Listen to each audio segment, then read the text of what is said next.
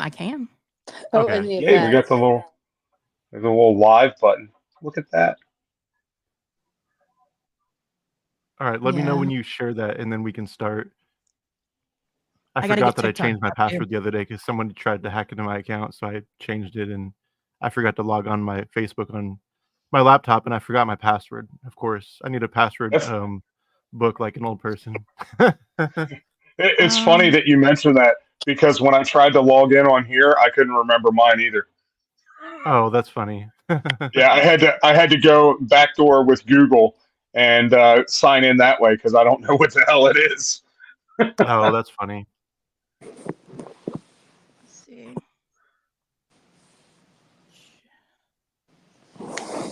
There you go. I just tagged you guys.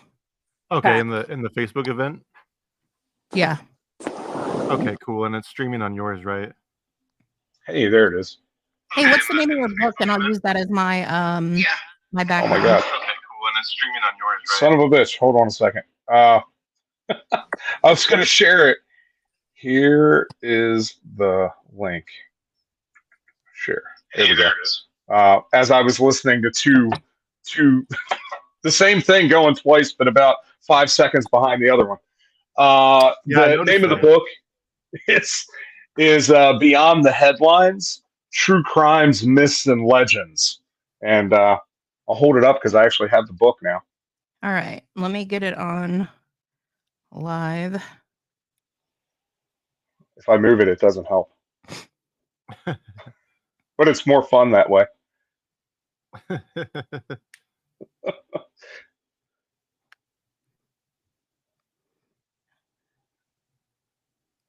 I love the cover.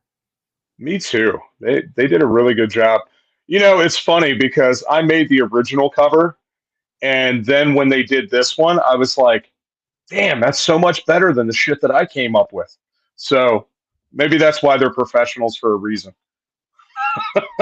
Right. You get it? Here we go. Yeah. Okay. Sweet. But yeah, I literally just got that stuff yesterday. Came in the mail yesterday, and I still haven't gotten my full shipment. Like, Oops. I'll be glad when the other 50 books show up, so I actually have something to sell next weekend in Jacksonville. Oh yeah, you're going to a live event, huh? Yeah, I've got a show down in Jacksonville on the 20th, and I'll be stopping down to well, Ryan said he's not going to be in town, but I'll be stopping by Old Grayface. Hi, Mom. Oh, nice. Yeah. Okay, I'm on TikTok now. Okay. All right, cool. Are you good to go, Amy and Jen? Yay, TikTok. Okay. All right, cool. Are you I love TikTok. It is such a better Hang on one true crime second. platform. I love TikTok. It is such a better Somebody's got it. platform. Is that you, Jen? Yeah, I think that was Jen. It's like repeating it back or something. It was not me. Not me. I have headphones on. I plead the fifth. Oh. Me too. Get my earbuds in. Almost like I've done this before. Right. All right, Amy, let me know when we have the green light. Yeah. All right. I'm good. Okay. Are you good, Jen? Oop. Yes. Hold Okay, on. cool. You need to turn one of those all the way down. Yeah, I think it's TikTok that's playing back on Jen's side because I can hear it when she unmutes. Okay, Jeff. So for the third or fourth time, can you reintroduce yourself? Tell us a little bit about yourself. Give a brief background on yourself, your education, so on and so forth, and talk a little bit about the book to get us started. Yeah, I don't know. This is probably my 500th time doing this, and I always dread every single time because people are always like, "We need a bio," and I'm like, "Jesus Christ, didn't I write one of those out? Where's that at?" And I can never find it, so I have to write it again. And yes, it's a pain in the ass every time. But I'm Jeff Ignatowski. I am the creator of Killers the Card Game, and apparently now a best-selling author of Beyond the Headlines, true crimes, myths, and legends. So it's really weird to say that. Like I saw you guys write it, and I was like, "What the hell is that shit?" But yeah, apparently that's me. And I've been around true crime probably my entire life.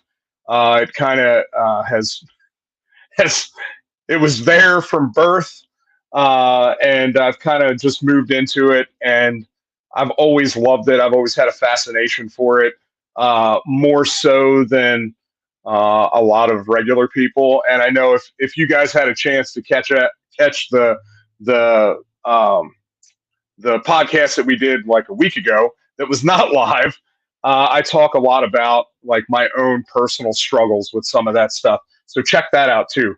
Uh, when you get a chance. But yeah, I've been around it my whole life. I worked for the Department of Juvenile Justice for about 10 years. Also worked for a children's home for some time. Got a lot of my early psychological training doing that stuff, and really working with youth and youth offenders. And then I worked as a corrections officer for some time, which was very interesting, moving into the adult world. And then being an asshole kid myself and running around and doing a lot of bad stuff, I really got to understand a lot of what it's like to go through a lot of those things. And so that all kind of culminated in all of the stuff that I do now. We were all talking before we went live about all the stuff behind me, because I think last time we did this, I was not able to have my studio. And so today I have it. And yeah, I've got a whole collection of true crime stuff behind me, to the side of me, above me. And yeah, it's my own little corner. And if you guys could see the opposite wall, that is all sideshow stuff. So I'm a huge fan of the sideshow too. And I'll be doing some games about that here coming real soon. So before we talk about the book and Killers the card game, I'm just curious. We've never talked about this before, about you being a corrections officer. Can you talk a little bit about your experience and the type of population you worked with, male or female, juvenile or adult offenders, and how that was for you? So it was all adults. I worked in a county jail in Kentucky, and so county jails are interesting because you have a lot of people that are held over before they go to trial. Uh, and so you will get people from murderers to people that skipped out on their child support, right? And they're all in the same place. And it is quite a powder keg of people. A lot of times when you get to like the penitentiary and stuff like that, when you work there, people are settled in. They're going to be there for 25, 30 years, right? And some of them the rest of their lives. And so there's a whole different kind of I guess community that lives there versus like your county jail, where everybody and their brother is in there waiting trial. Nobody's guilty. They didn't do anything. And it is a really, really interesting place to be, because there's such a crazy mix of people. From you'll have sex offenders mixed in with everybody else. But we had a full co-ed facility. There were dorms for women. I believe we had 1 or 2 dorms for women. We had 3 or 4 dorms for men, and then there was also a back pod that housed a bunch of people in some really, really rough conditions back there. So yeah, it was a really interesting time in my life, and I actually. It's funny because I was one of the more well-liked COs that worked there, because I treated people like human beings, and there were other guys that did not. And those are the guys that, like, especially being in a county jail, a lot of these guys that are going to get out in like 6 months, maybe a couple weeks, you're going to see when you're out getting groceries. And I've seen several of them out while I was like at an event or something, and they've all been very, very nice. There were several that they were like, if we see that motherfucker out there, we are going to kill him. And so I never wanted to be that guy. So I always try to teach people fairly or treat people fairly, and I never wanted to like take their mats and stuff like that. I always tried to avoid that. Um, there was one time, and I'll tell you a quick story, where there was a race riot that was getting ready to happen at the jail, and I got in onto my shift, and I was on first shift at the time, and I got there into the dorm, and I had heard about it just previous to that. And I walked in, and you had the African American people on one side of the dorm, the white guys on the other side of the dorm, and I thought, oh shit, this is going to be real, real bad today. It's going to be a bad day for me. And I walked in there, and I happened to know both of the heads of the two different factions, I guess.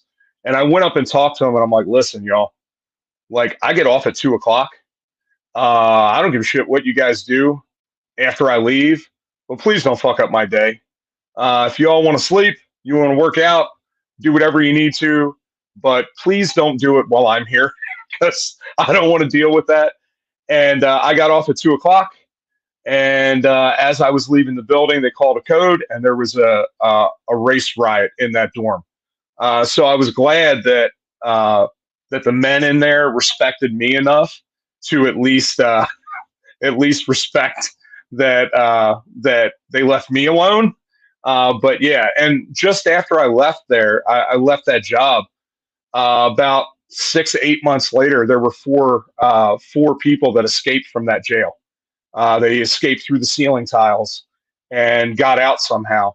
And thankfully, again, I'm sure heads rolled after that happened. But luckily, I was no longer there. I had started working for the state by then. Damn, that's crazy. 4 escapes at one time. At one time, there were 4 guys in 2 different dorms that escaped through the ceiling tiles. Were any of them like charged with anything heavy, like murder, rape, anything like that? I don't think so. I think it was all petty crimes. I think it was I think one of them was like grand theft or something. I don't think that they were anything serious. And mean, that's really- crazy that they would escape then, not being Right. charged with much. Yeah. I don't remember them being like having any serious charges. I could be wrong. It's been fucking, I don't know, 15 years ago now, I guess, maybe a little bit longer than that. Wow. But yeah, it was wild. And I worked one of the dorms that they escaped from, and I believe it was one of the ceiling tiles in the bathroom. And of course, one guy and 64 inmates. It's difficult to watch everybody all the time, and it's a really kind of a bad system. It's very dangerous for the officer that's in there, especially if they don't like you. It could be very, very dangerous. And so, with that going on, and I know myself, I did rounds, I walked around, I talked to everybody. There were plenty of guys, they weren't supposed to go into the bathroom and work out. And, they took their bags and, they'd have them filled with water and be lifting weights and shit in there. And they weren't supposed to do that. But what are you going to do? You got a guy that's sitting in this place, 24 hours a day. They have nothing but time to think about how they can get back at you. And, there are just sometimes that you make allowances and you hope for the best. You hope real bad shit isn't going on, but it's hard to control that when it's just one person against 64. Those are not good odds. Right. Yeah. The staff to inmate ratio is insane, especially in prisons too, like death row, maximum security prisons. Like I would hate to be a CO in there because for one, they don't get paid enough, and two, most of them are dicks. Like you said, at the end of the day, they go home and people are going to get out and probably find them if they're not treating them right. Like it's happened. You hear so many stories of COs getting beat up outside of prison. Like some of them will tell their officers to not have their badges being shown when they go to the grocery stores or whatever when they get off work, Yeah. just to not make themselves a target, which I think is really crazy, but understandable at the same time. Yeah, it's for sure. It's a thankless job. It is very, very high pressure. Those guys that are going in there and doing that all the time, literally risking their lives every day to go in there and to deal with some of the worst people that are in our society, right? And they have to deal with that pressure, not just from the inmates themselves, which sometimes are the easier people to deal with, but also the bureaucracy that they have to deal with within the organization itself. And that is a whole different level of bullshit. When some other CEO doesn't show up and you've got to work a double or sometimes a triple shift, because somebody didn't come into work because you just can't leave. And so there are lots of times, especially during COVID, right, when everything was locked down and there were all kinds of crazy things going on, lots of people unable to come. That was one of those jobs where there isn't an off day, right? They didn't get to go home and have a furlough or anything else. You got to work and you got to be there. And so a lot of those people that work those jobs really, really went through some difficult stuff. It is a really hard job. Not something that I would want to do the rest of my life. It's a tough job for sure. Much respect for all those people that go out there and do that day in and day out. It is very challenging. Oh yeah, definitely. Especially the feds and the maximum security prisons. I could never, in my wildest dreams, think of wanting to work there as a career. That would just be insane, grueling. Yeah. So, what's one of the most interesting pieces of contraband you've ever confiscated from an inmate, or one that you've heard stories of, which would be one of your coworkers would have taken from them? Uh, in the jail that I was at, we didn't really have a lot of that. They found plenty of shanks and stuff like that. A lot of times you would see stuff made out of like the sports. People would make knives and stuff out of that. I've seen a few of those. You'd see a lot of stingers and stuff, little pieces of metal that people would use to light cigarettes and stuff like that. You'd see a bunch of that. Um, I'll tell you, the last week that I worked there, they knew that I was leaving for my job with the state. And of course, they weren't real happy that I was leaving. And so they fucked me and stuck me in intake. And I hadn't worked intake the whole time I was there, but they threw me in intake. And it was really funny because as that all happened, um, that was probably like one of the most interesting finds that I ever personally found. There was a guy that came into intake, and I felt really bad for him because he came in there, and I guess they raided, like they were looking for him, and they caught him mid stroke. I guess he was fucking his girlfriend or something, and like they literally caught him. Like they got him there. All they had to do was throw on a pair of a pair of sweatpants and a shirt, and he literally still had the condom on, and I had to do a strip search. Well, when I when I grabbed his shoes and I was looking at his shoes and everything, and I pulled up the sole, and he had a dime bag of weed in the sole of his shoe, and I looked at him and I was like, brother, I'm sorry, like there's nothing I can do. It's here, like they're going to charge you with possession. And of course, this is long before things were, legalized and all of that stuff. This is probably 10 years before that happened. And so I felt really bad for the guy. He didn't even get to finish. And I thought it was funny because he had a pocket full of Magnum XXLs, and it was no bullshit. Uh, but that was probably the funniest thing that I found personally. Um, and then the other intake they gave me was the worst because it was a drunk guy that was regularly in the jail. Like he would be there once every couple weeks. They would arrest him and bring him in for vagrancy or whatever. And they brought him in, and they're like, "All right, Ignatowski, you gotta strip search him, give him a shower." And I'm like, "Okay." he had shit all over himself. And they were like, all right, go in there and handle that. And I'm like, man, that was like my second to last day there. I was like, thanks, y'all. That's fantastic.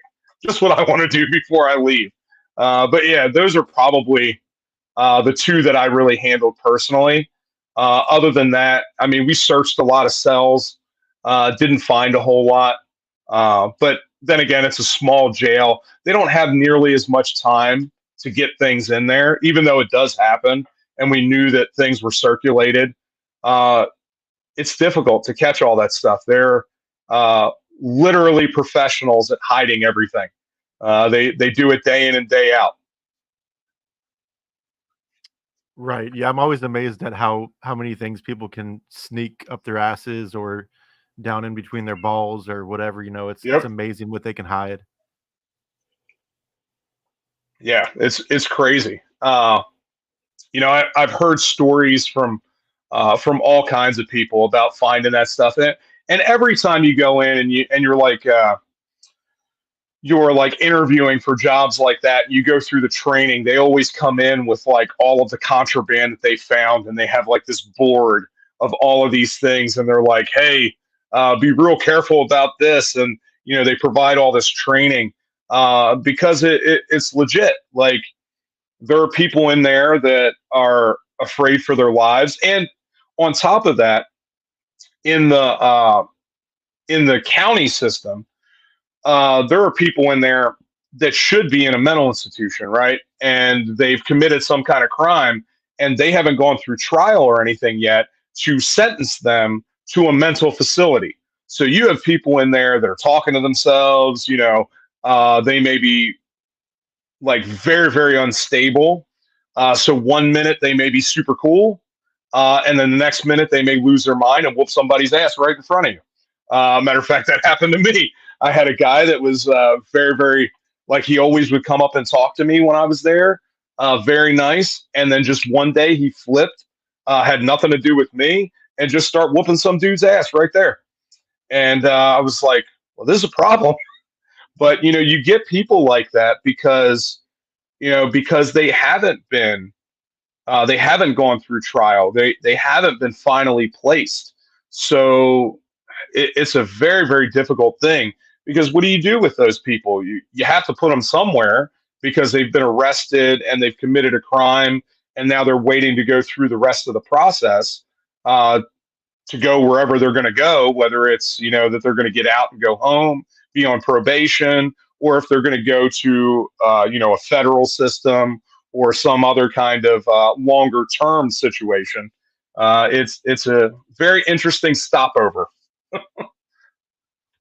Yeah, and what's sad about that is we're steady closing mental hospitals and putting people in jail where they should be in hospitals, should be getting treatment for life. Some people should be locked away for life, like sex offenders, child molesters, child rapists, so on and so forth. But we put them in prisons where they're like severely mentally ill, like eating their own shit or throwing piss and shit on each other. And it's like, why? We're closing mental hospitals to build sports stadiums and put money in politicians' pockets and shit like that. It's just crazy to me at the end of the day.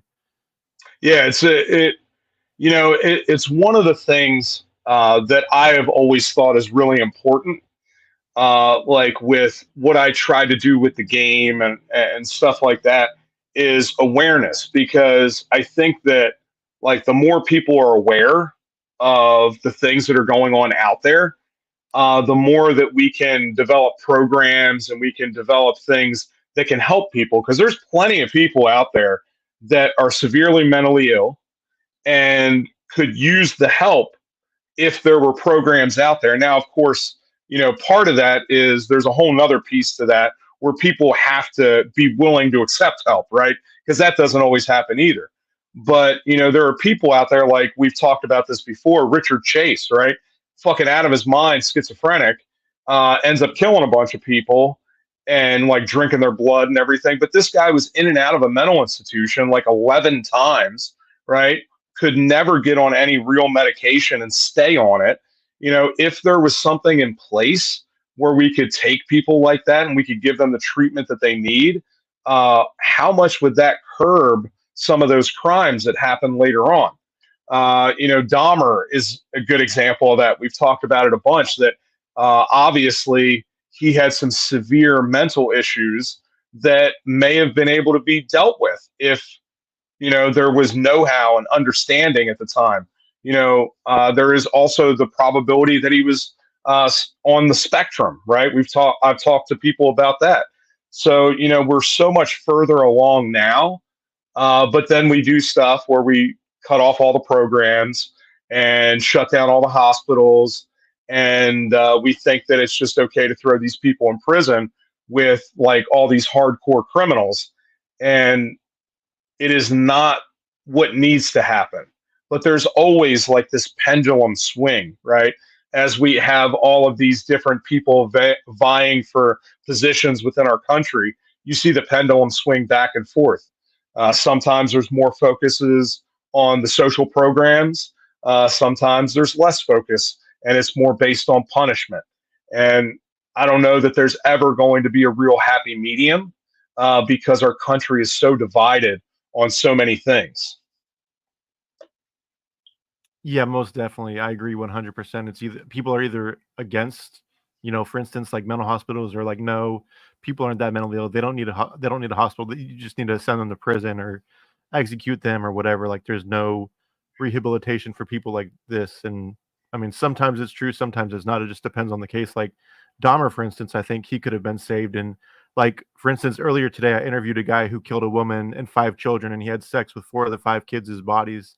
And he was in and out of mental hospitals from like the age of like 9 to 12. And that dude could have definitely been saved, had it been for his parents actually caring. Like, he was raped.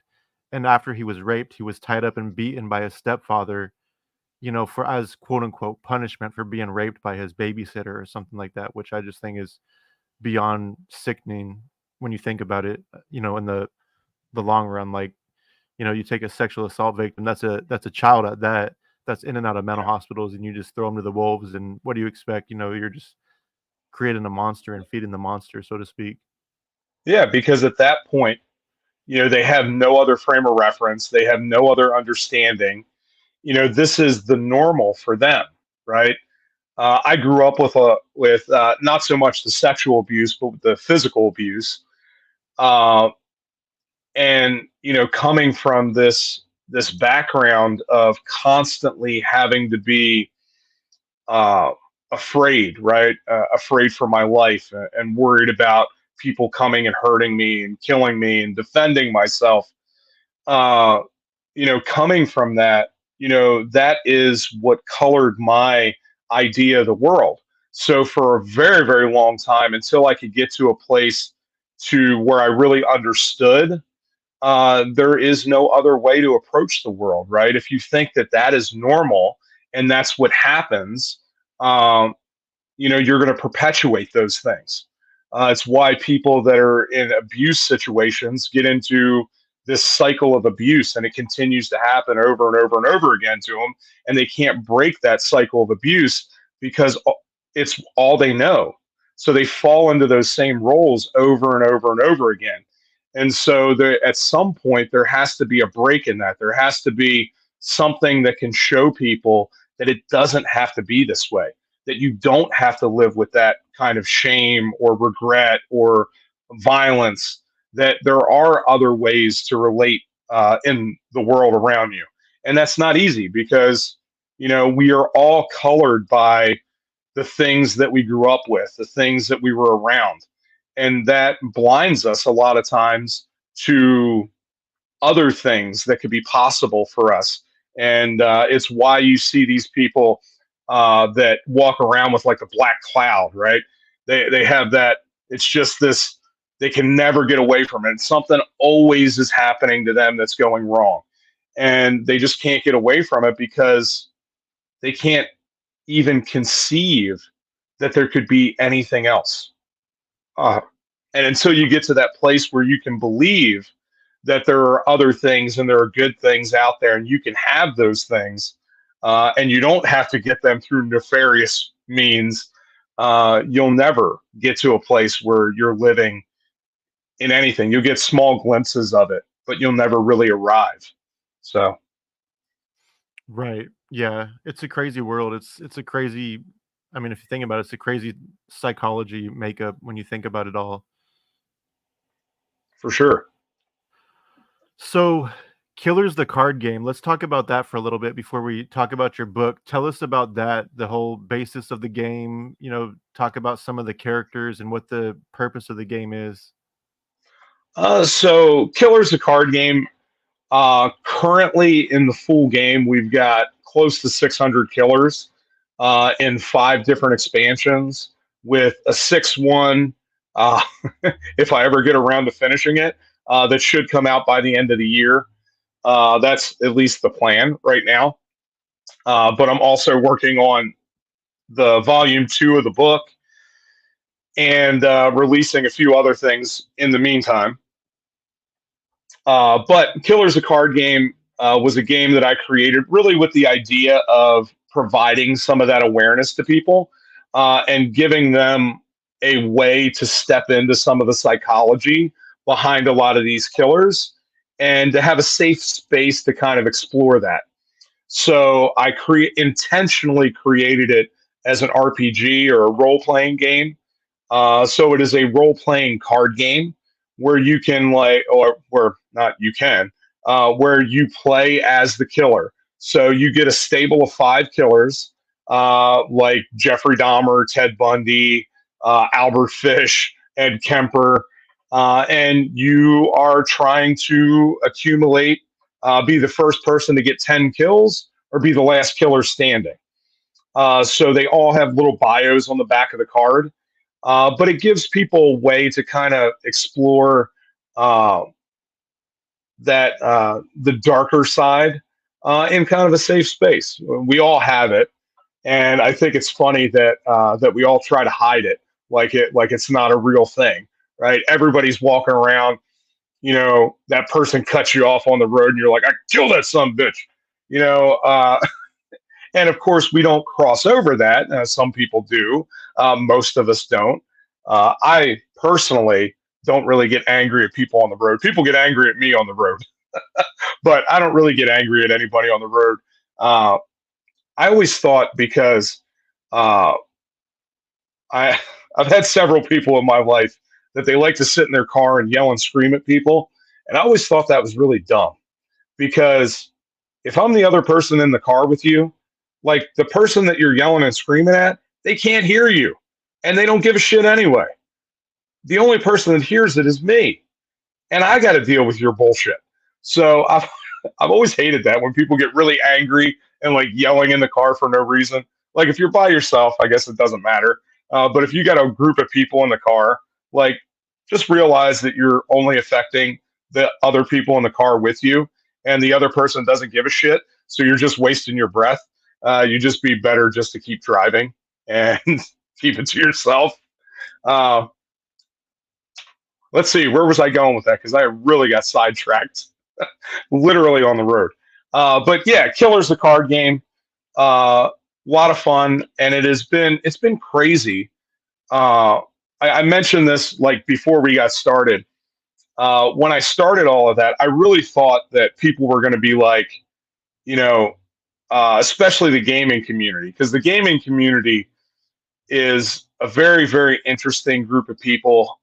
They game because they're trying to escape reality, right? They want to play in these other worlds.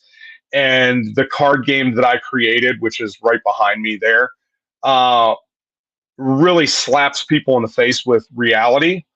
And I think it's important that it does. I think that is one of the strengths of the game. Is I wanted people to understand because here in the United States, most people, even people that love true crime, right, that are into true crime and read stuff and watch the documentaries, they usually only know about 12 people, right? They know Dahmer, they know Bundy, they might know Kemper, but short of that, like they don't know who, oh,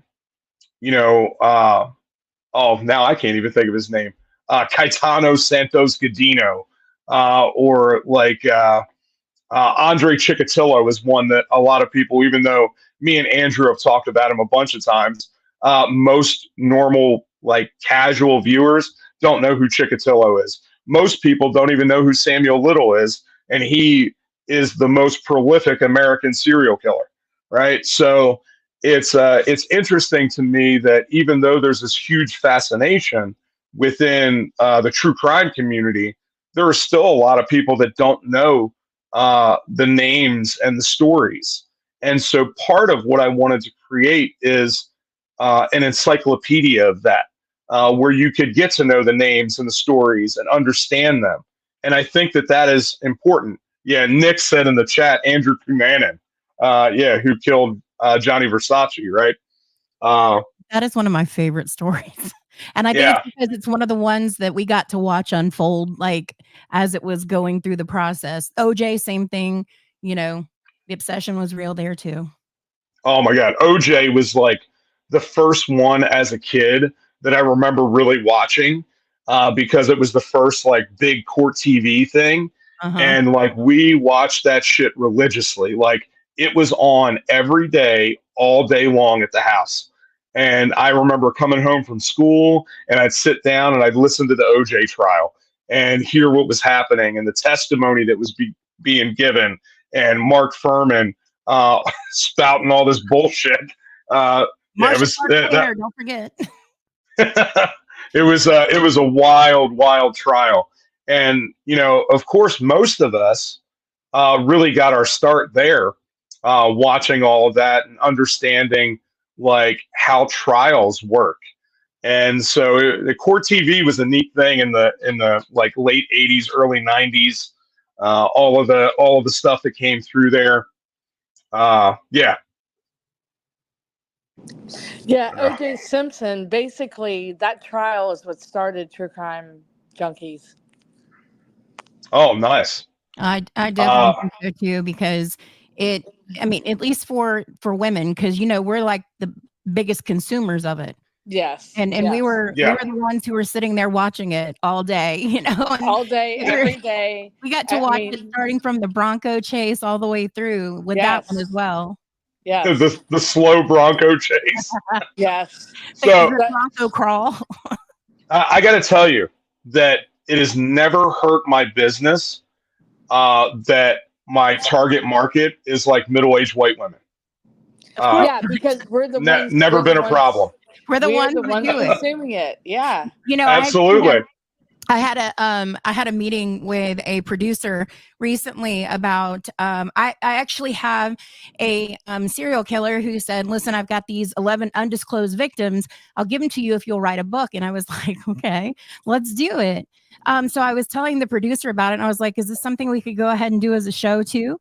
And she came back and she's like, well, I mean, if you get at least like one proven, then, you know, we just got to be able to tell the companies, like, we have something that's definitive, right? And she came back and she was like, but you got to have a male host. Yeah. And I was like, what? And then I started thinking about it. And I was talking about it with Jen and I was like, you know what? It is because we're the target audience that they want the male host. Yes. Yep. Absolutely. Because I was like, why is Donnie Wahlberg doing very scary people?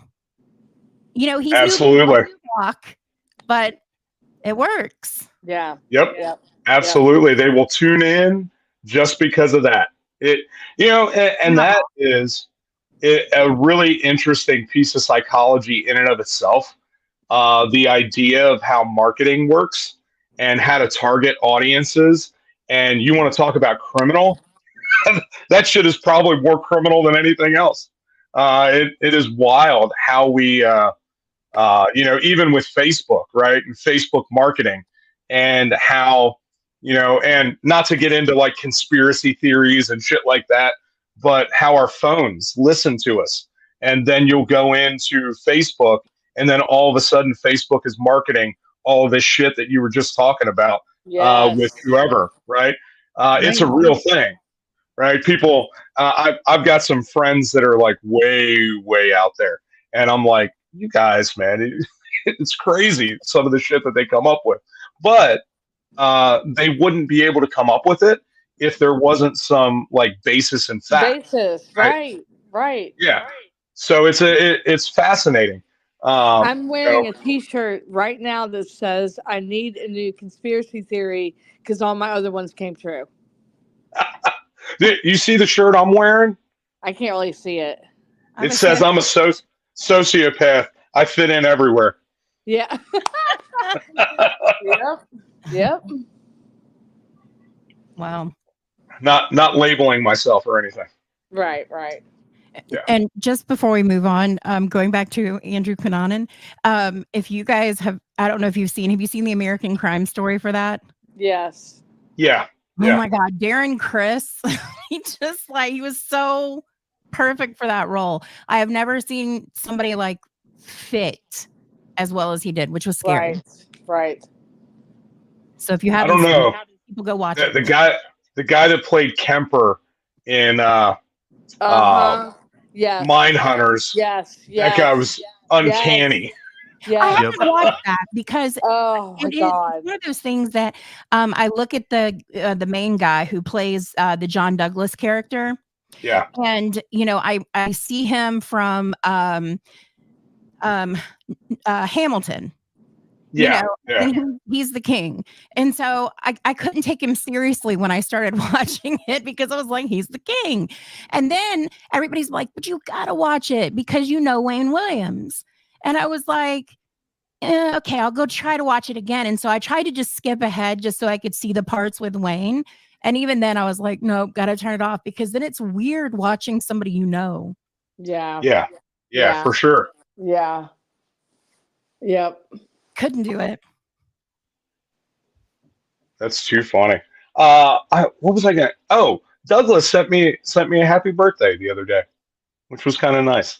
I think I reposted that because I was like, oh shit, John Douglas wished me a happy birthday. Hey. Nice. That's awesome.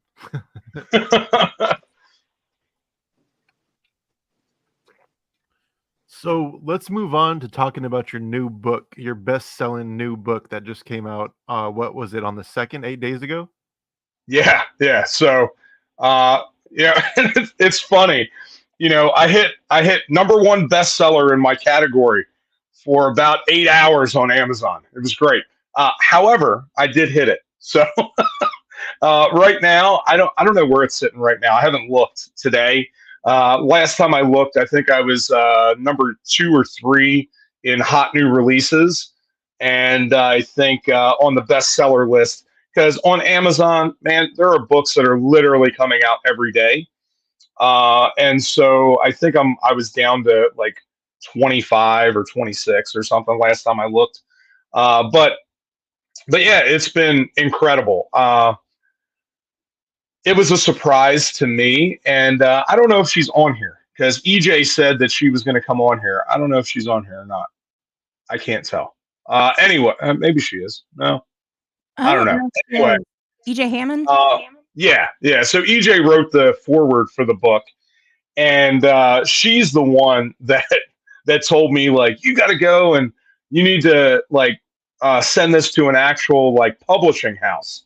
And like they will pick it up, Jeff. I'm telling you. And I'm like, okay. And I really didn't think that was going to happen. But because EJ said something, I submitted it. And I submitted it to 3, and 2 of them were just bullshit vanity presses that wanted to charge me like $7,000 so that I could publish my book, right? And I was like. And she had already warned me. She was like, yeah, don't let them charge you for anything. I was like, okay. And then I submitted it to Wild Blue Press, who picked it up immediately. And they are one of the larger true crime publishers out there.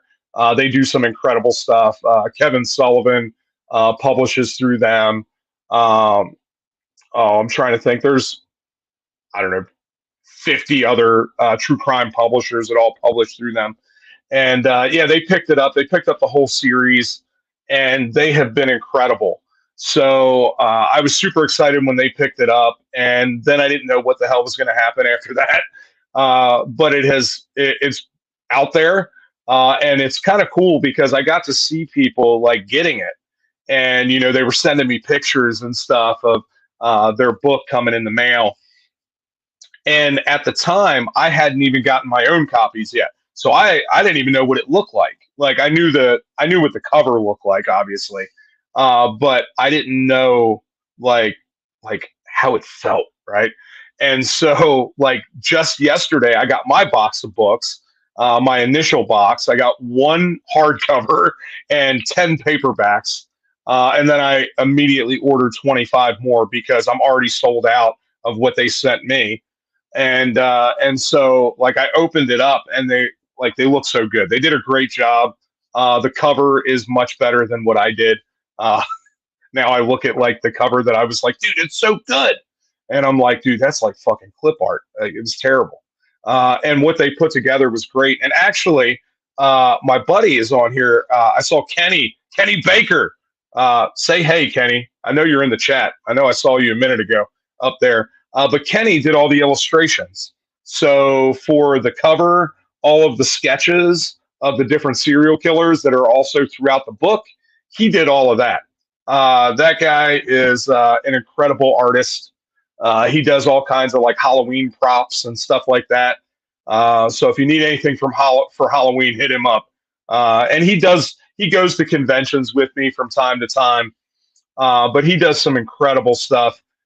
He actually did when I released the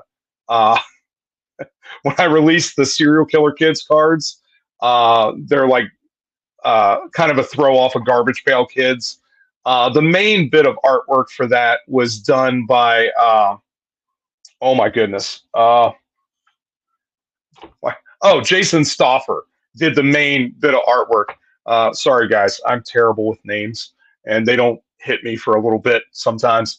But Stauffer did the main bit of artwork, but there was a special card in there that we put out that Kenny did.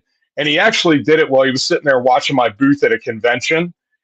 It was he did a Dom and Dahmer card, like Dom like wearing like a G-string and with like a flogger.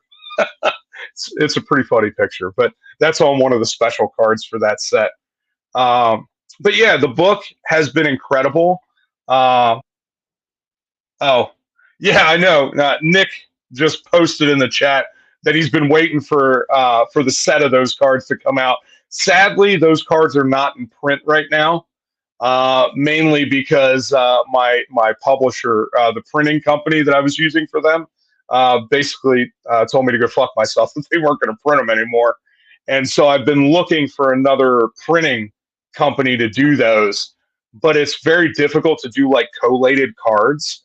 For those of you that are not in the gaming industry, there are things that are difficult to do. That is one of them. There is only one company in the United States that does them that way. And for me to do them out of the country, I have to buy them in like bulk.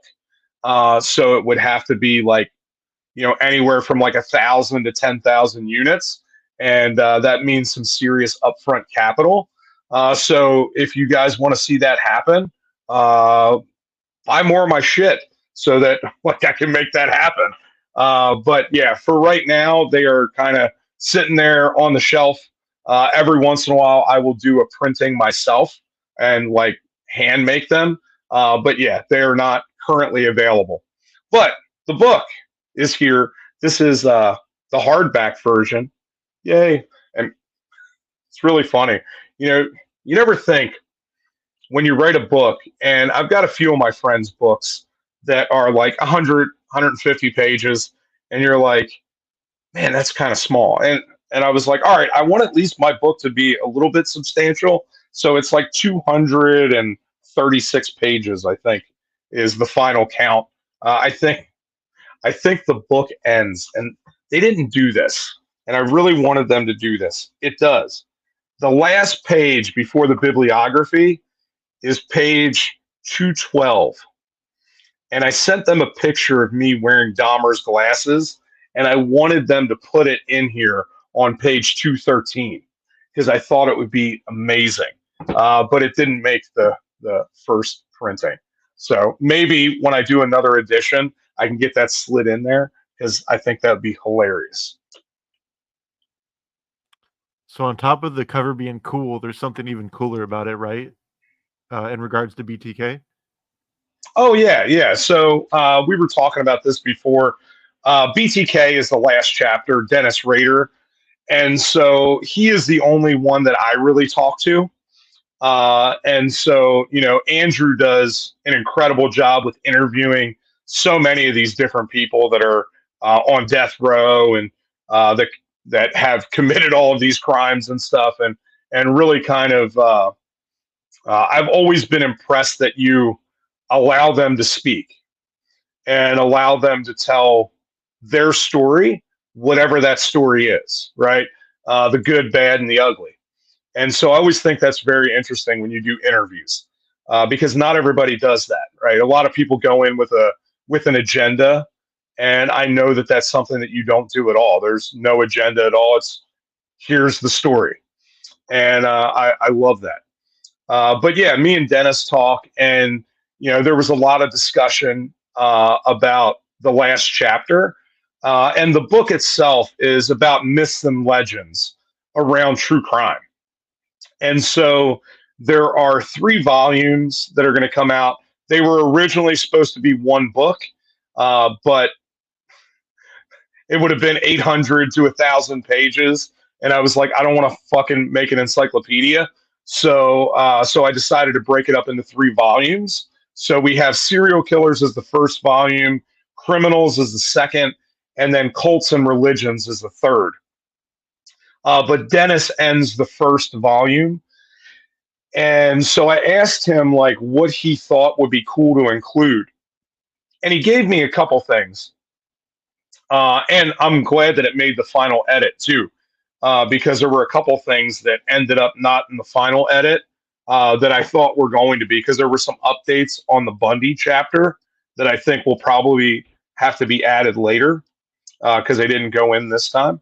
But some of the stuff that one of the things that Dennis cleared up for me, which was really interesting, is that online and in a lot of the books, it will tell you that he was born in Pittsburgh, Kansas, but he was not. He was born in Columbus, Kansas. And little details like that, who the hell would have known that unless Dennis told you? I assume he knows where he was born. So I changed that, and it's like I think maybe 30 miles away from Pittsfield or Pittsburgh, Kansas. So I mean they're close together, and I don't know how that information got misrelayed, I guess. But yeah, and then he gave me a few other things. Like he talked about the monsters that he sees on his cell room floor and stuff like that. And he's mentioned that in a bunch of other places, which is really fucking weird because ever since he said that to me, I've noticed more and more seeing random shit in the clouds and stuff. Fucking Dennis, right? And then the other big thing that he had that we talked about when we got into the myths and legends was the legend that he was the Zodiac. So I cover that, and that is the very last thing in the book that we talk about that. And there was a book written. Let me see what it's called here because I don't remember. I don't think I put that in there. I had one about Dennis you could have included. Okay. So I don't know if you remember. Well, of course you probably remember back when he came out of the woodworks and started, playing cat and mouse again. At the time, Tom Voigt had a website called catchbtk.com. Okay. Yeah. And on that website, it had message boards and it had chat rooms and stuff like that. And Tom Voigt started charging people a membership fee because he was convinced that Dennis was on the website and was talking with everybody. Ooh. Yeah. Oh, that's fascinating. I will. So I already know the answer to it. The answer is no. He didn't even know it existed. That's hilarious. But that was the thing that was so big back then because everybody was like, and you know what? Maybe this was something, maybe it was marketing by Tom. But it was one of those things that like captivated everybody. So they would look at all of the posts like extra careful, and they would look at, who was coming into the chat room, like with, that extra set of like, is it him? Is it? I don't know. And so everybody was like tossing around names that they thought it was, and everybody was like on the edge of their seat about it. So Dude, of course, with the advent of social media and the internet, right, and all these chat rooms and stuff, uh, I think it's fascinating that we have this real rise of all of these like armchair detectives, right, that are out there investigating all these cases that have all of this crazy amount of time because it is not easy to dig into all of this stuff. And I think it's fascinating that there are now cases that are being solved because of the direct relation to some of these people that are not in law enforcement. They are, listening to all the podcasts, watching all the documentaries, and putting things together from a very unique place because they don't have some of the confines that law enforcement has or other agencies have, right? They can look at things from a different perspective, and I think it's interesting that we're seeing a lot of things come to light because of some of those people looking into these things and really digging in and becoming almost not almost, but becoming fanatical about them. But it's also where traditionally, historically, how new investigative techniques come about, right? People end up figuring out because they're obsessed with these different crimes and they're trying to figure it out, and they come up with all of these new methods. So it's an age-old story that continues to come to pass, and as technology grows, so does the ways that we can investigate these things, which is why it's harder for these people to continue to get away with these things, which is a good thing for us. Uh, but I love that thing about Dennis. That is really kind of cool. And I used a bunch of Tom's stuff when I was researching some of the things that I was researching. I used a bunch of his stuff from his website when I was digging in, especially about Zodiac and things like that, going back and looking at all of the different theories because his stuff is fascinating. He's really he's put together some of the best research on all of that from all over the place. So I used a bunch of that. I think I even cite the website in the book. Um, but the book that I was thinking of is called by Kimberly McGath, called Zodiac Settling the Score. And that goes through all of the evidence that supposedly links Dennis and the Zodiac. And so, Dennis has been interviewed, I think, 3 or 4 times about his connection with the Zodiac. And of course, nothing has come of that because I don't think he had anything to do with that. There are some interesting circumstances, but, Dennis is just very narcissistic. So it's easy for him to want to try to play those games with the police and everybody else. So yeah. Well, I bet you can go if you want to go down the rabbit hole. You may be able to find the website still on the Wayback Machine, but it was catchbtk.com. Nice. Yeah, I'll have to check that out. I was on bed rest while when I was playing on it because I was pregnant, and I had no idea. I didn't even know who BTK was, and that's how I learned. And I was stuck in bed, so that's what I did. So I know that I don't know. It made me think of it because you talked about Kenneth Bianchi earlier. And I know that Andrew released the documents that he has, and I printed those out. I have those. I thought it was really interesting. I think it's fascinating some of the stuff that he brought up in there. And there are some things in there that if they could actually prove it, definitely puts a lot of questions on some of the murders that happen. And of course, we're talking about recent stuff.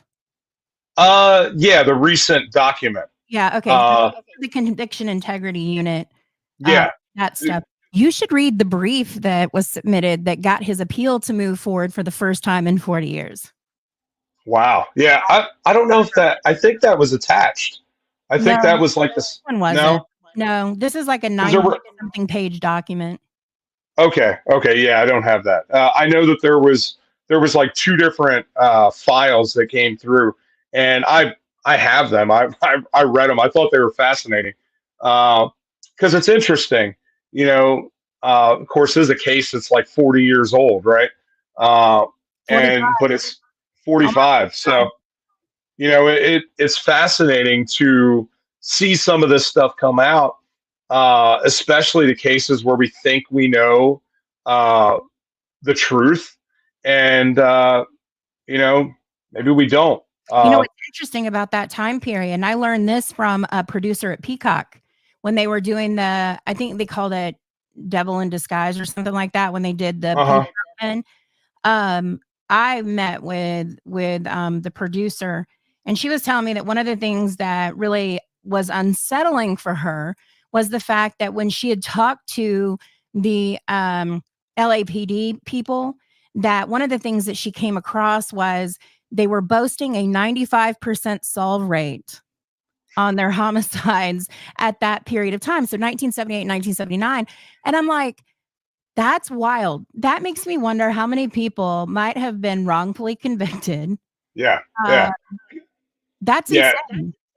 Dude, a 95% solve rate when you have no DNA, barely any real what we would consider real forensics now. That's pre all of that. Yeah. And to have that kind of solve rate, you are planting evidence at a 100%. whole bunch of things, right?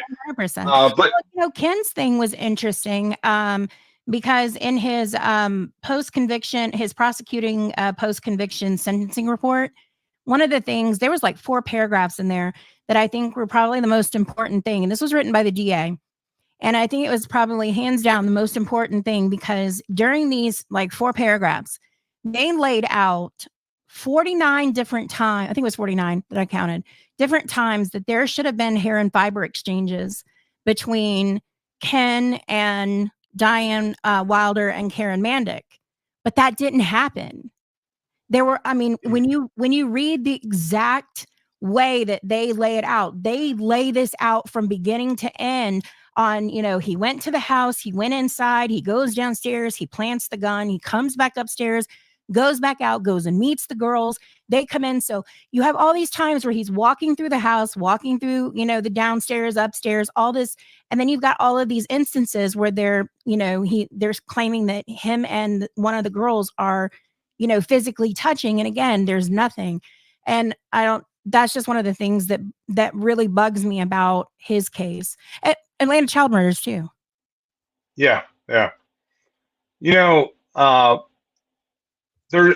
it's so difficult because there's so many of those cases that, especially back then during that time period, because we don't have like any real solid evidence, unless they preserve some of that stuff where we can then later on get DNA. And that's not even always, you know, we tend to have this idea that that's like the be all end all.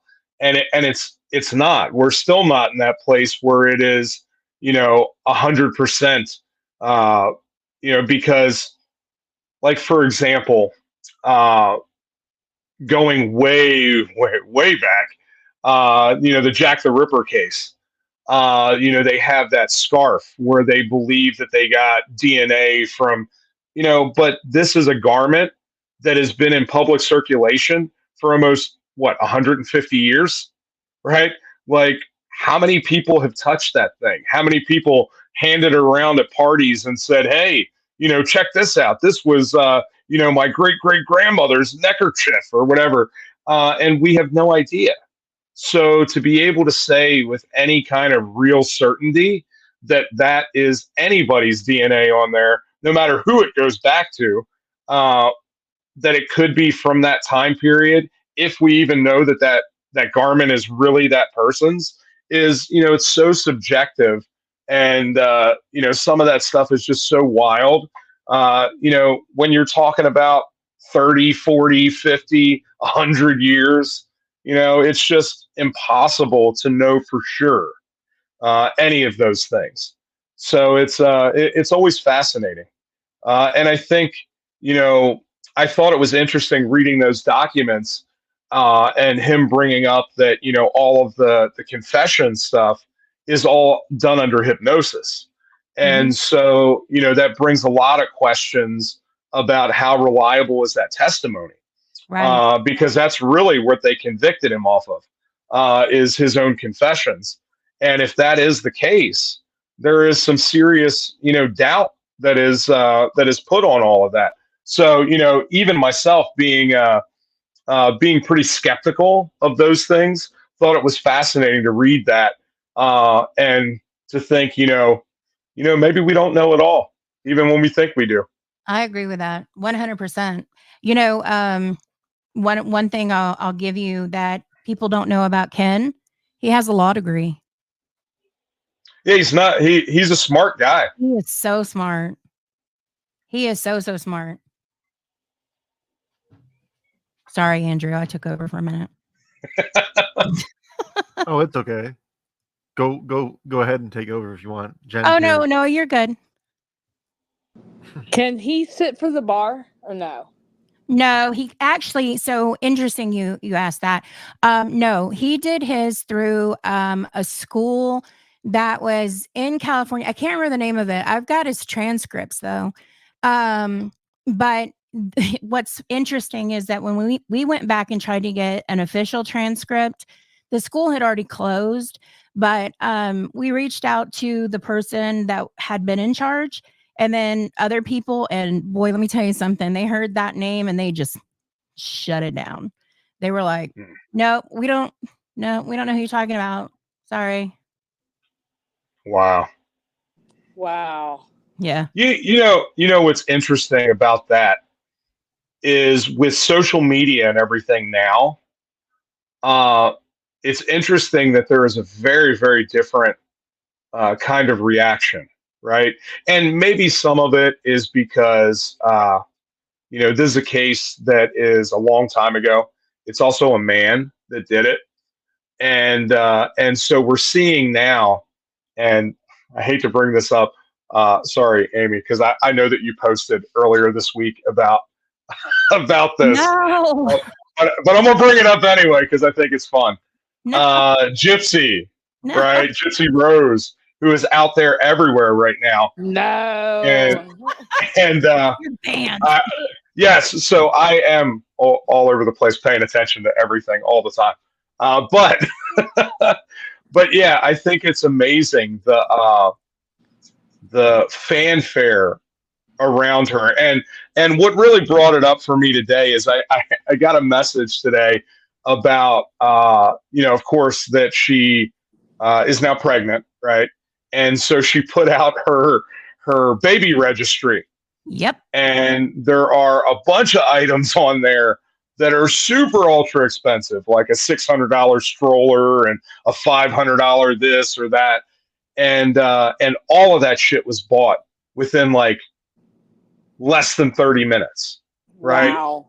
And then she turned around and put more stuff on there. Yep. So she put even more stuff on there, which is amazing to me.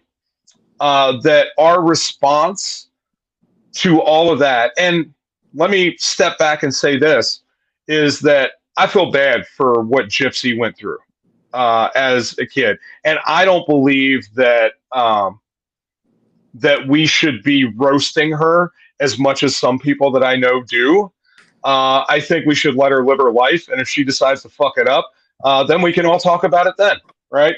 that's on her, just like everybody else. We have an opportunity, and I think that she did serve her time for what happened. And I'll be honest, I think her mom probably deserved it because her mom was crazy. So, it's but it's amazing the fanfare that is around her and how she has come out and really gotten this kind of celebrity status, which is never good for anybody, right? How many celebrities do we see that get put on this pedestal and then, 10 years later have this incredible fall, right? And so I don't know what the end thing is for old Gypsy. I hope she gets her shit together, and I hope that she rides off into the sunset. But my fear is that that's not going to happen, and that our current society is not going to let that happen. They'll But gobble her up the first minute they can. oh yeah, for sure. 100%. But But you know what? She did something though.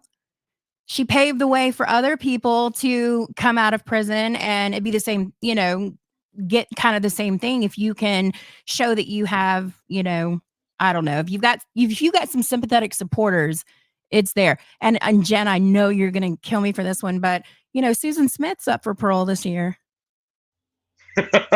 She's not getting out. She's not getting out.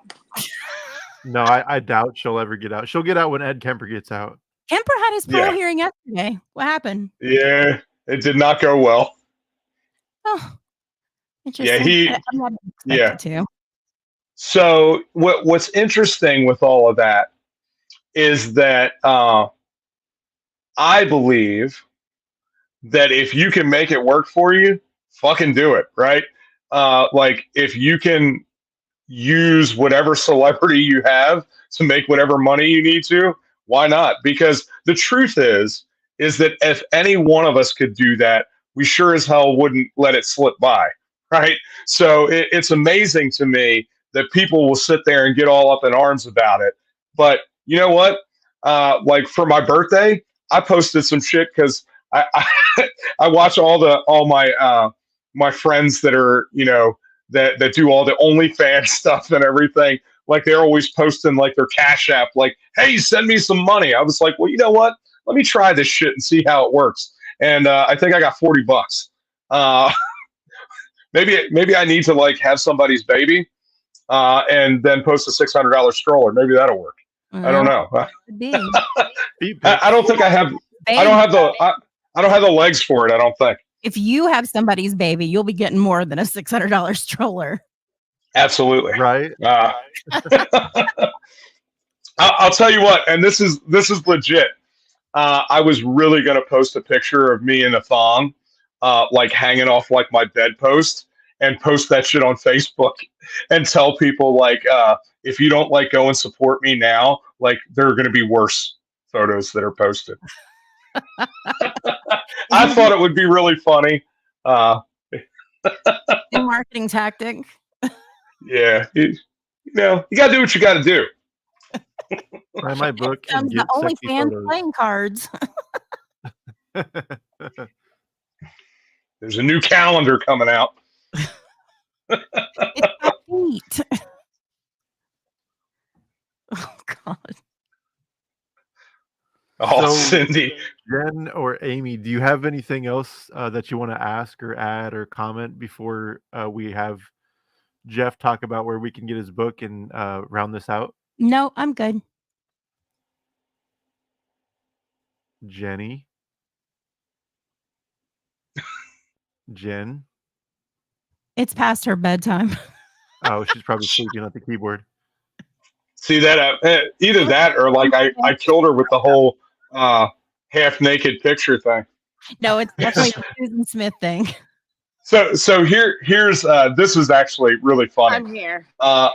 So for a while, John Borowski got me to cosplay as Richard Ramirez at my booth, right?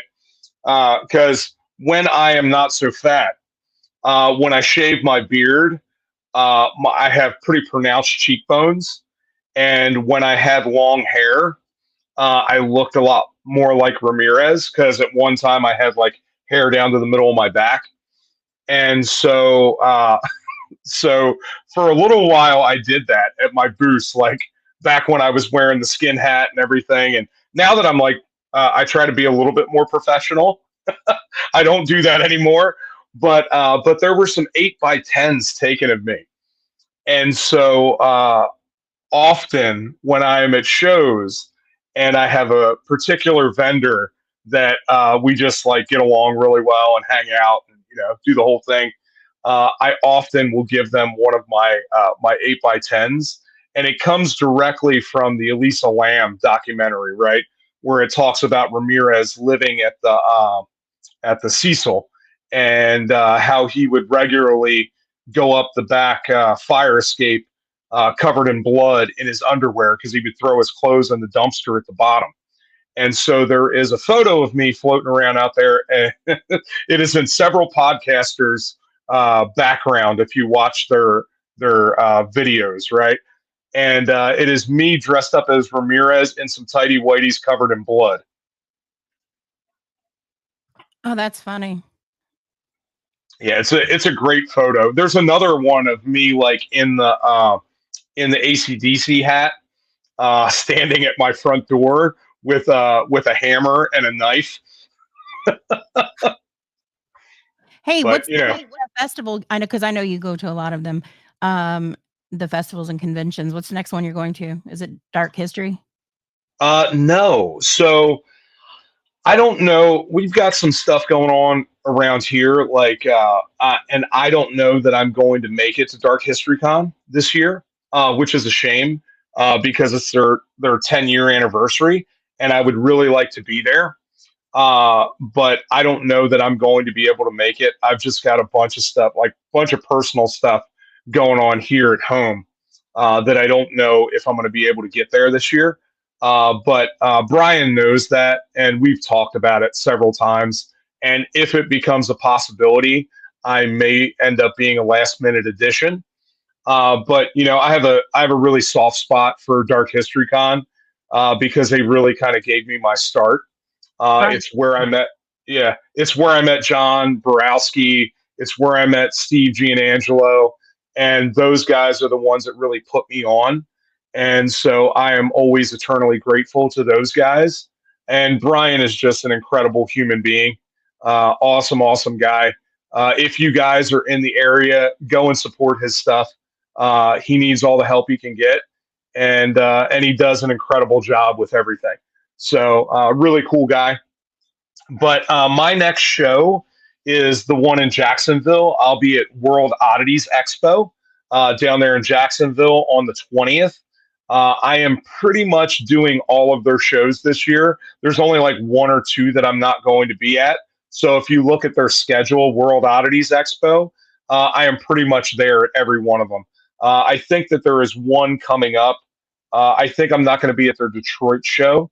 I was supposed to be there, but it is the same week as Gen Con, which is in Indianapolis. That is the giant, like the largest gaming convention in the United States, is there in Indianapolis the first week of August, like the first, second, third, fourth, something like that of August, and I will be there. So a little bit different than a lot of the conventions that I do. And I'm also talking about going down and doing, there's a convention in Mississippi. I've never done anything down there, but it'd be cool to go down there and do it. And sorry, I saw a yeah, the OnlyFans thing. I'm like, what? What does that mean? No, I don't have one yet, but I could be persuaded. Notice the word yet. Yeah, yet.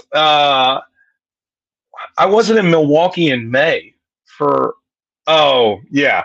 So that's a whole nother story why I wasn't there in May. However, I will be in Milwaukee coming up soon. There is a World Oddities Expo in Milwaukee, and I will be there for that show. I want to say it's in October. So, Nick, make sure you keep a watch out for that, because I will be in Milwaukee here in a couple months. So, yeah, come and see me, and we'll hang out up there. Yeah, I'll let you know. So yeah, so I'm at a bunch of those shows. I'm up in Cleveland again, coming up here, I think next month. No, not next month because August. So in August, I have Gen Con, which is in the first week of August. And then I'm supposed to be at uh, no, not mid, Michigan Paracon, which is up in Sault Ste. Marie in Michigan. I'm supposed to go up there, but because of all the stuff going on here, August is a really bad month for me. So I don't know that I'm going to be able to make it up there, which is a shame because it is the largest paranormal convention in the States. And I've been dying to go up there. I'll let you guys know this because I've been talking about it for some time. I am also very, very much love the whole paranormal side of things. I think it's fascinating. I think that there is an interesting connection there, and I enjoy going and investigating from time to time. And so I have kind of put some feelers out there on the possibility of doing like a true crime paranormal show. And so there's been a bunch of talk about that. Atlanta It needs hasn't, one. what is it? Atlanta needs one. Yeah. So, and I'll be in Atlanta in a couple weeks. I'm in Atlanta, so is Jen. Oh, okay. So, so yeah, I'll be down there for, I believe it's World Oddities Expo. Actually, I'll tell you exactly when I'm going to be down there because we should coordinate for sure. Let's see. It's so crazy. I got to go to a goddamn schedule now because I'm literally like I'm on for like 32 conventions this year. So like I am all over the place. It is September 7th. I will be in Atlanta. And I've got some other friends down in Atlanta too. If you guys have ever seen Pumpkinhead, the movie, there's Brian Bremer is down there in Atlanta, and he has a whole voice acting school and all kinds of stuff down there. Awesome, awesome guy. But he was in Pumpkinhead. He was the teenage boy that is like going around and doing all kinds of things. But Brian, awesome, awesome guy, and he is one of the vendors that has the 8x10 of me as Ramirez in his office. That's funny. Yeah, it is, and it's really funny because he was like, "I'm going to put this up in my office, and my husband isn't going to be happy with me."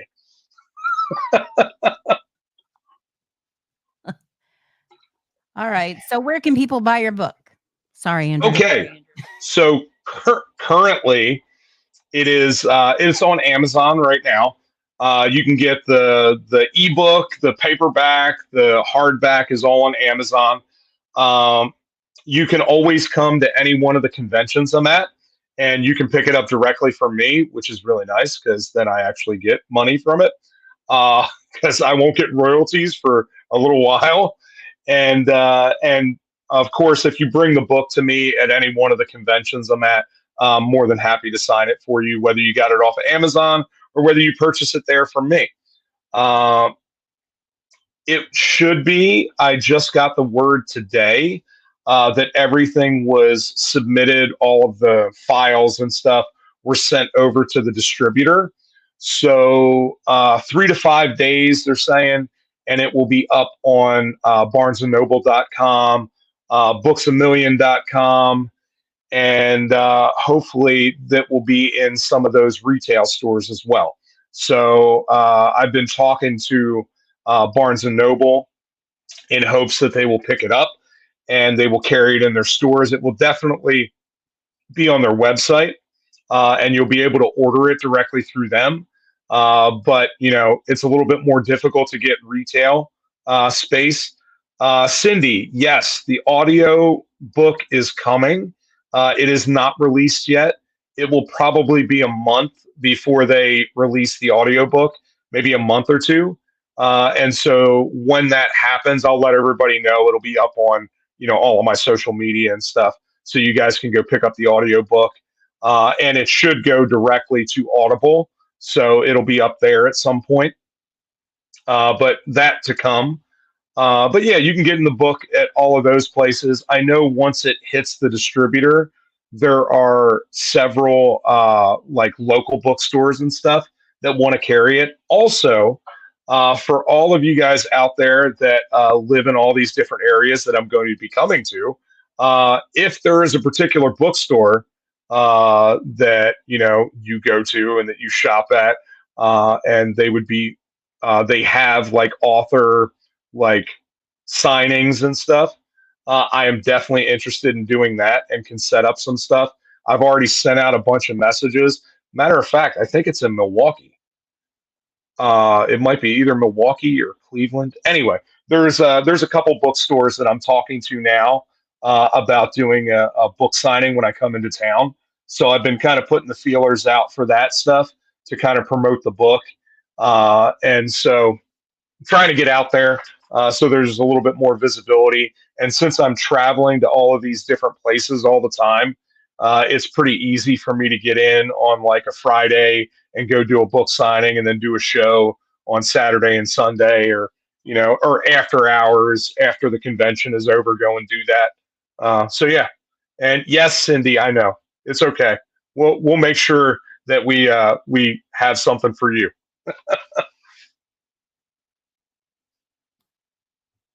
All right. Well, Jen and Amy, if you don't have anything else, we can go ahead and wrap up. I appreciate you coming on today, Jeff. It was amazing talking to you as always, and I hope to meet you in Seattle if I'm able to make it to the Oddities Expo in Seattle.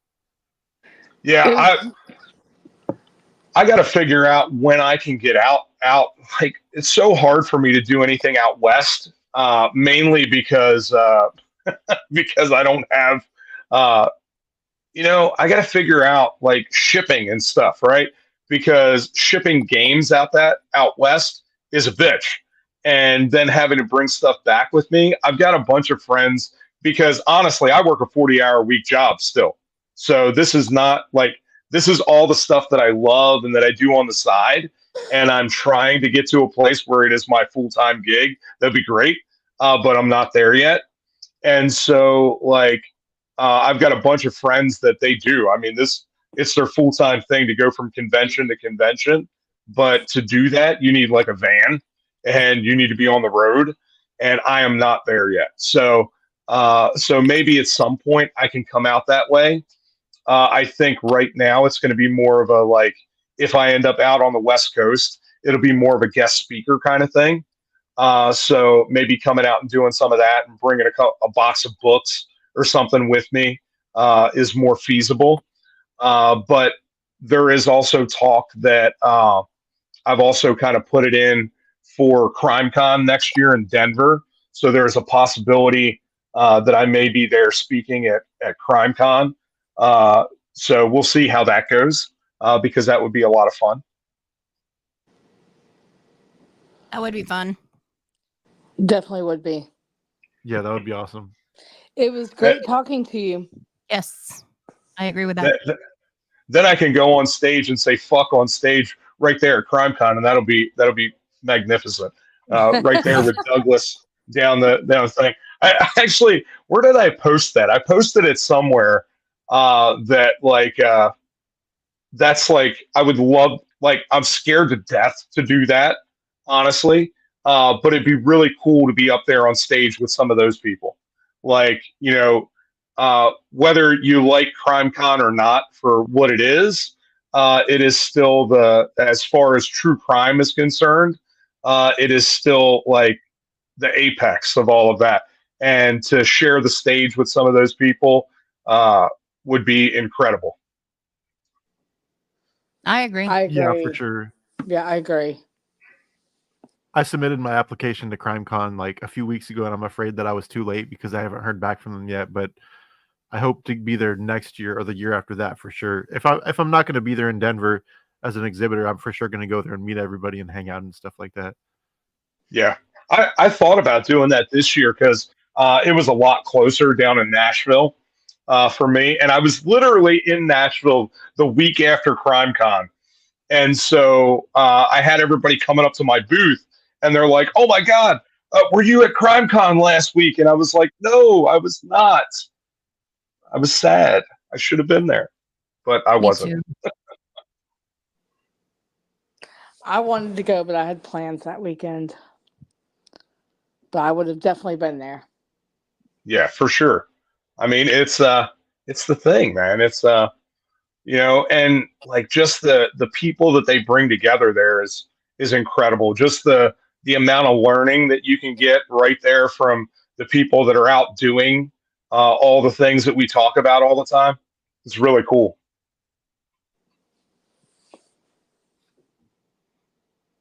I definitely agree. I can't wait to go next year. I'm going to make time to go. It's hard as a professor to get it to coincide because it kind of overlaps with one of my semesters. But next year, I'm going to make it happen. Nice. Or I'm Right. gonna Yeah, go on we'll the all be cruise. there. Man, talk about some after parties. Oh, shit. Dude, I did one time. I was at a show. It was Dark History Con, actually. Afterwards, we were all in the hotel room, and it was me, Bob Mata Jr., Our True Crime, I think that was the podcast. Anyway, it was a podcast, and we were all sitting there until like 2 a.m. playing Killers the card game, and and it's really funny because one of the girls from the podcast was like going through the cards and found a card that I fucked up on. I put the wrong picture with the wrong name, right? And it was something that somebody had submitted to me, and it is not in the regular game. It was Stuart Boken. He is a South African, I believe, killer. But anyway, I had the wrong person on there, and somebody had sent that to me, and I just made them up a card, whatever, and I didn't really look into it. And of course, I'm there with a podcast, and they're the only people that caught it. And that card probably went out to 300 or so people. And I'm like, son of a bitch. So it is fixed. I changed it to the correct photo and everything. But it was wild that like one night at like 1 o'clock in the morning, somebody's like, hey, this card isn't right. And I was like, no, it is. It's fine. They're like, no, it's not. We just did an episode on this guy. And I'm like, oh, shit. But, of course, it would be a podcaster that would figure that out. It was great. In the future, make sure you cover your butt and say, you know what, I'm running like this. Surprise, you won the prize. You know? Absolutely. They're friggin' awesome, but it was just funny. There was another card that I fucked up on early on, and there's only one other person that actually has that card, and it's John Borowski who has it because he got the original, some of the original expansions, but it was Danny Rowling, and for whatever reason I had typed on there because in the game there are a bunch of different victim types. One of them is, you have men, women, children, elderly, and ladies of the night, right? And gangsters are the six. But ladies of the night, I had put on the Danny Rowling card, and of course, Danny didn't kill prostitutes, and I didn't notice it until I sent out that first set, and I was busy looking through them, and I was like, oh shit, I must have not changed that. And so me and John are the only two that have that misprinted card. Nice. But it happens. I find that I fuck up more things than I ever realized when we're going back through that. That's why we all have editors, right? 100%. Absolutely. I wish I had an editor. I fuck up from time to time, but I'm just like, yeah, I'm human, whatever. Yeah. Well, the funny thing is the only time I've ever had an editor is when like the publisher, because they professionally have people that edit my stuff. But like, everything else I've done, all of the games that I've created, yeah, I did all that myself. So I can't blame anybody else for the fuck ups that are there. They were all me. Oh, All right. Well, Yeah. I need to get going, y'all. Yeah, it's past Jen's bedtime, so Yeah. we'll wrap up for now. Thank you again, Jeff, for coming on, and we'll have to do it Thanks. again when Volume 2 and Volume 3 and Volume 20 comes out. Yeah. Absolutely. Yeah. Yeah, there's